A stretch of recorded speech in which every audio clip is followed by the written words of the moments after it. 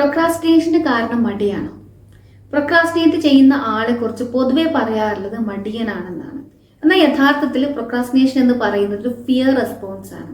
അതായത് മറ്റുള്ളവർ എന്ത് വിചാരിക്കും, ഞാൻ ചെയ്ത് തെറ്റിപ്പോയാലോ, പെർഫെക്റ്റ് ആയില്ലെങ്കിലോ, ഇത്തരം ഉള്ളിൽ തന്നെയുള്ള ഭയങ്ങളോ അല്ലെങ്കിൽ സംശയങ്ങളോ ആണ് നമ്മളെ കാര്യങ്ങൾ പ്രൊക്രാസ്റ്റിനേറ്റ് ചെയ്യുന്നതിലേക്ക് അല്ലെങ്കിൽ പിന്നീടാവാം എന്ന് ചിന്തിക്കുന്നതിലേക്ക് നയിക്കുന്നത്.